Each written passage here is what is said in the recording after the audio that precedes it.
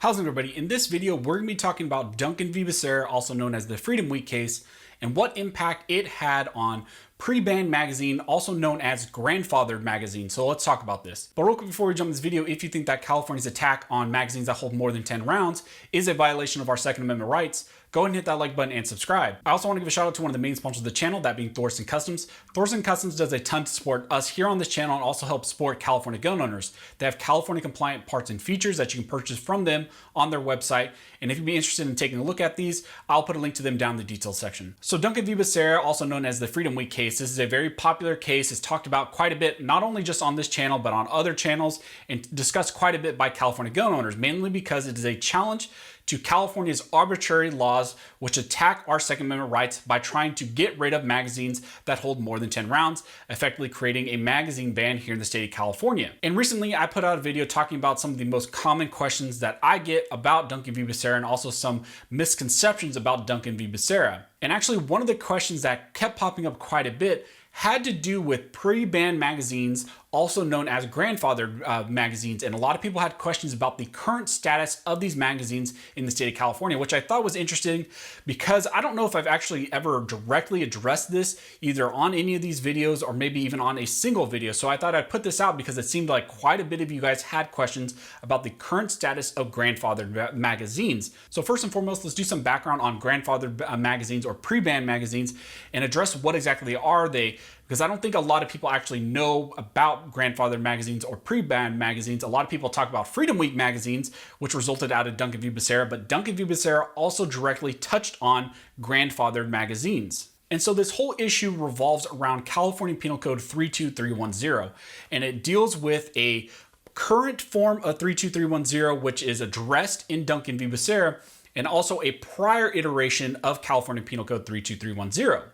The prior iteration of Penal Code 32310 expressly prohibited people from buying, selling, importing, manufacturing what California deemed as large capacity magazines or magazines that held more than 10 rounds.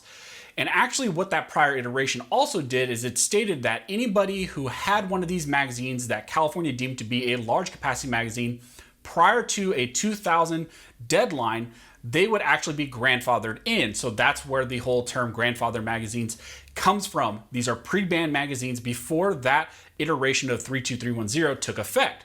So going forward after 2000, people were generally not allowed to buy, sell, import, manufacture magazines that held more than 10 rounds.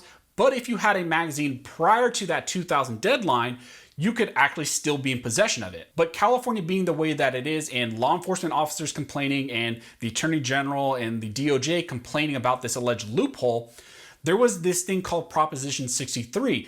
And Proposition 63 was passed by voters in California, and along with various other gun laws, there was actually a change to Penal Code 32310, which was allegedly going to close this loophole, making it illegal for individuals to possess also these grandfathered magazines. And this change caused by Proposition 63 ultimately resulted in individuals having to either alter, destroy, or turn in these grandfathered magazines or these pre-banned magazines because there was going to be a change in language. And I believe that deadline was July 1st of 2017.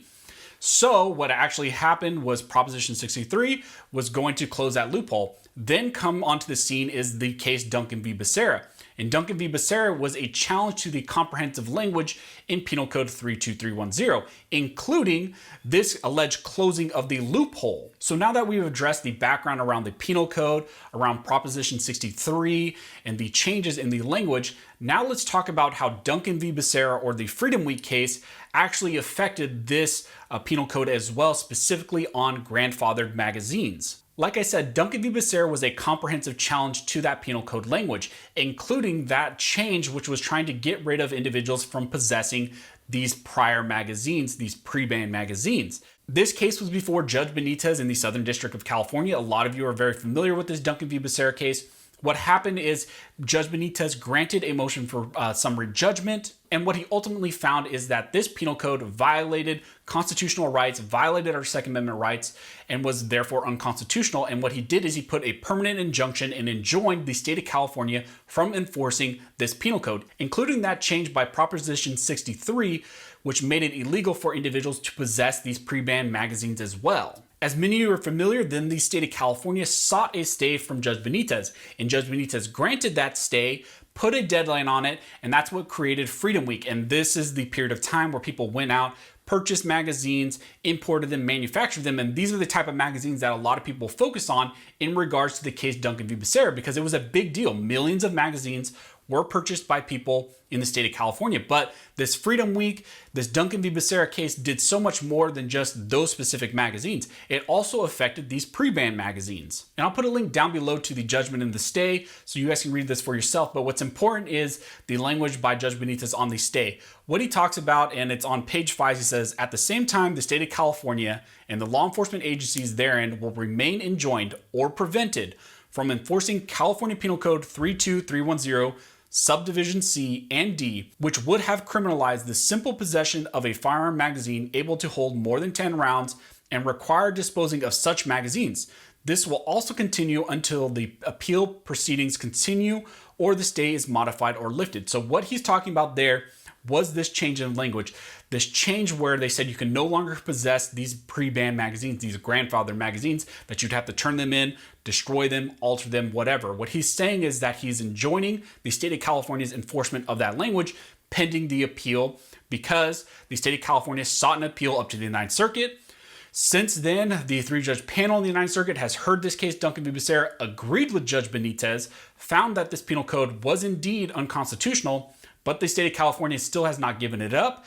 They are still trying to push this forward. They are seeking an en banc panel by the Ninth Circuit, and we are waiting to see what happens to that. So for everybody asking me, what about pre-ban magazines? What about these grandfather magazines? What happened in Duncan v. Becerra, and where do we stand with these?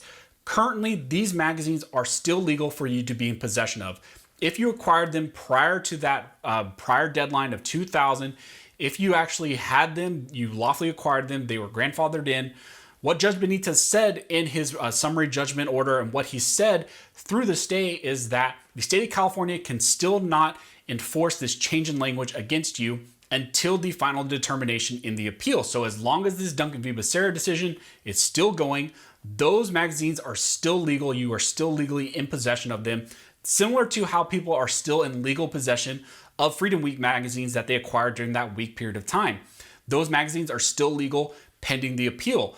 Now, of course, we're hoping for the en banc panel to say that these magazines are just generally legal because California's laws were unconstitutional. But for right now, we will take at least that Judge Benitez's stay, the way that he worded it, the permanent injunction that he put in place by the summary judgment, protecting our possession of these pre-ban magazines, these grandfathered magazines, as well as the Freedom Week magazines. We will take that for now until we get some sort of final determination. So if you guys have any questions, go ahead and comment down below and I'll try to answer to the best of my ability. Also, if you guys like this video and you'd like to support the channel, one of the best ways to do that is to like, comment, subscribe, and make sure you hit that notification bell because that helps the channel analytics, helps us spread the word about the Second Amendment, and also spread the word about things like this that are going on in the state of California. So as always, thanks guys for watching. Don't forget to like and subscribe, and never forget, this nation was built by armed scholars. This nation will be maintained by armed scholars.